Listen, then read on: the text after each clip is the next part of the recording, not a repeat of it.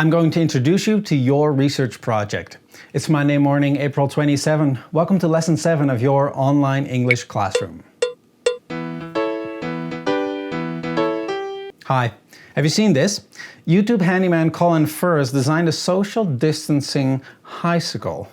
So currently we're allowed to go out for some exercise and that's all keeping us sane at the minute, but we are still huddling together a little bit too much and they might take that away. So I've got a little device in mind that means we can get this exercise and not physically get close to anyone.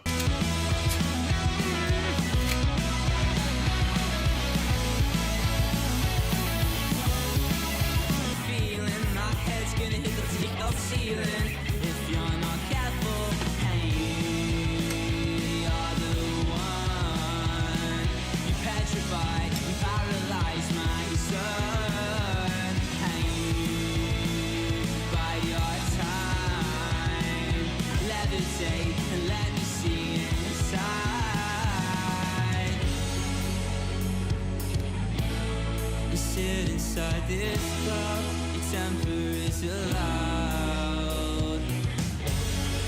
Maybe if you try to leave your rage out. Now in current circumstances, this is the perfect mode of transport. With a seat height of exactly 2 meters, which is the recommended distance we're supposed to be keeping away from each other, it's perfect. So then, can I go on one of my essential journeys using the bicycle? This is going to be a tricky video to make on my own.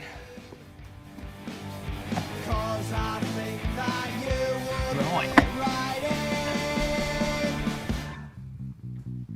There's not a lot that I expect.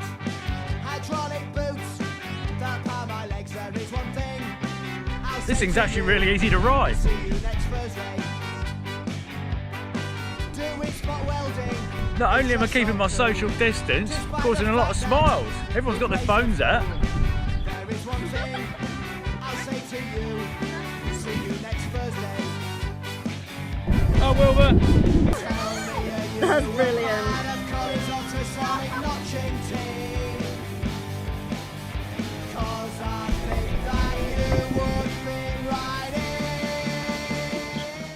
What the heck?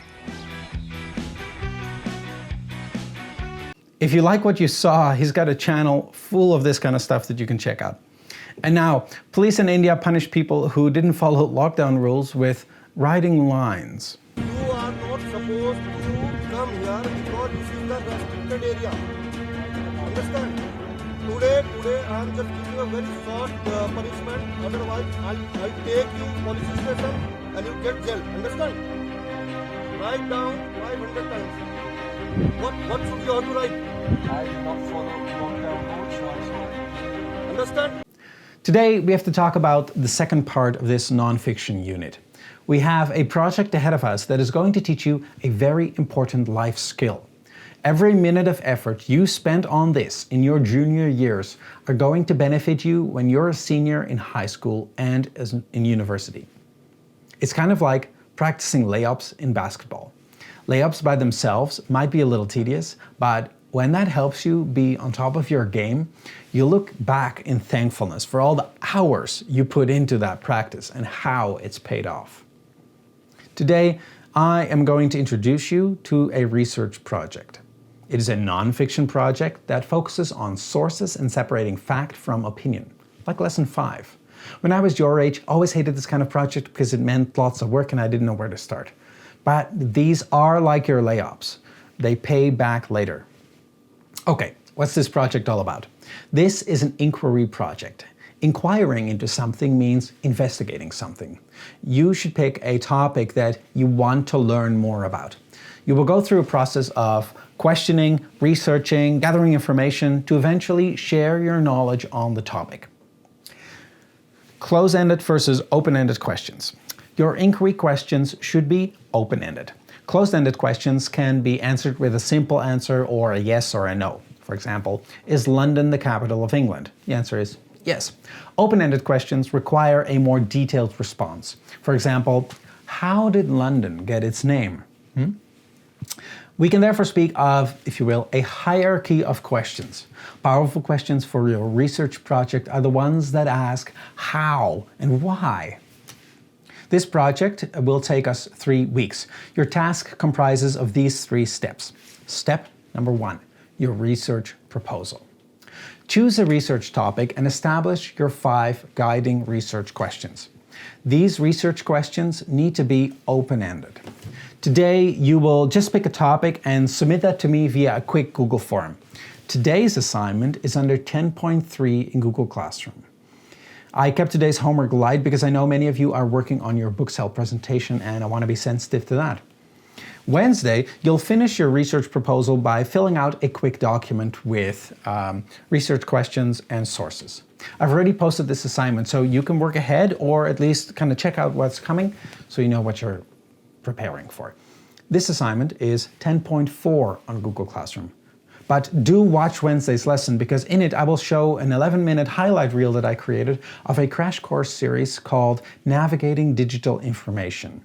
You'll need this for the researching part next week, and it's really important information.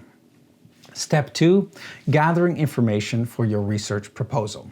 Next week, Monday and Wednesday are dedicated to researching and gathering information. Step 3 is making your slides. The week after that, we'll put all the information together in Google Slides, and then we'll wrap up that project. As I often do in class, I show you videos. Because we're learning online, I'll just include them here for you. Wednesday, we'll watch that in-depth video on how to use sources. Today, we'll watch a quick overview video to get our toes wet on how to use sources. This video is from Teaching Without Frills. Evaluate sources for reliability. When you research a topic, it's important to use reliable sources. Reliable means credible, trustworthy, and objective. Finding reliable sources is extremely important to ensure that we understand the whole truth about the topic we're researching. Only then can we provide the most accurate information to our audience. It can be difficult to determine the reliability of a source because sources can fall within a range of reliability. Some sources are completely unreliable, and others are highly reliable. But there are many sources that fall somewhere in between. There are a few ways you can assess the reliability of a source to determine how you should use it in your research or if you should use it at all. First, determine the author or publishing organization. It's important that the author is an expert on the topic. Try to learn more about the author's education and experience in the field. It's also important to determine the author's purpose. Is the sole purpose to inform and educate the reader, or does the author also want to persuade, entertain, or sell something to the audience? Some authors and organizations may be biased. This means the author has such strong feelings or beliefs about a topic, they might ignore conflicting evidence. A biased source may present information that is inaccurate, incomplete, or one-sided in order to persuade the audience to feel a certain way. Sometimes authors may even disguise their writing as informative while actually trying to influence the reader's opinion on a topic. Even educational, nonprofit, governmental, and news organizations can seem reliable but may have an underlying agenda. An agenda is what the organization is trying to accomplish. It's important to recognize the agenda of an organization and seek a variety of sources on the same topic to find the objective truth. Look for common information between sources and references that provide evidence to verify authors' claims. In some cases, it's helpful to consider the date of publication of a source. An original document created at the time of a historical event may be more accurate than a secondary source written years later. Information about current events can change quickly, so sometimes more recent sources have the most up-to-date and accurate information.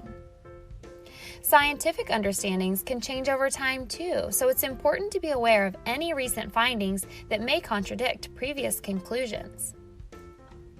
There are a few types of sources that are commonly unreliable. An advertisement trying to sell a product, service, or idea probably won't provide the most objective information.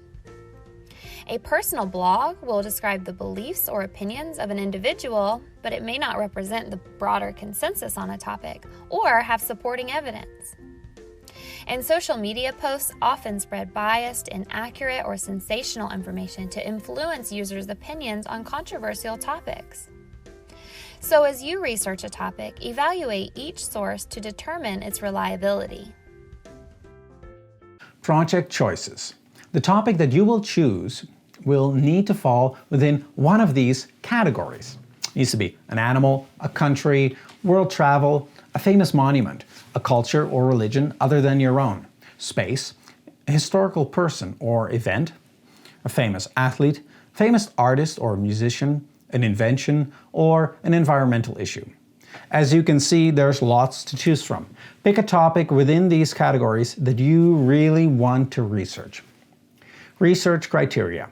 The criteria for this project are as follows: that you use at least 2 reliable websites. As you can see in Wednesday's video, you are allowed to use Wikipedia as a starting point of your search, but not as an official source you reference. Next, that you create 5 interesting open-ended questions. That you complete your research proposal. That you summarize information in your own words. And that you keep track of your sources for your sources page. Slides criteria. Your Google Slides criteria are as follows: a title page with a topic, name, class, date, and image. All other slides must have headings. A table of contents at the beginning. At least 5 information slides using your own words. No plagiarism. Please check my video on plagiarism for details on that. Use bulleted notes and a visual on each slide. Use captions under each visual source. Have a list of at least 2 sources in the last slide. Here's an example of a caption with a picture, and this is an example of a caption under a chart. Your sources page needs to list your work cited in the following format: author, period, title of the source in quotation marks with a period, website name like cnn.com, comma, and then the full URL. Behind that goes, in brackets, the word accessed, and then day, month, year. This all needs to be behind each other. And it can spill over into the second line sometimes, but it's one line. If you want to mention your sources extra well, you can do in-text citation in addition to the required sources page. For in-text citation, put the author's name in brackets behind what you're referencing. If the author is unknown, put the website name in brackets. We are following the MLA format. There are a few different style guides for writing essays and such. Popular style guides are MLA, APA, and Chicago. MLA is often used in English classes. Chicago is more used in history classes and uses a lot of footnotes, kind of like Wikipedia. The MLA style guide prefers in-text citation over footnotes. No biggie if this information is new to you and if you're slightly confused. Each school year you'll learn more about this and eventually you'll get the hang of this just fine. This was a quick overview of your project. Like I said, it's a big project, but your first step is simple. Just pick a topic. Make sure it's a topic you like. Next lesson, I'll give you more instruction on how to work with sources, and next week will be your research week. Till here and no further. Till next class.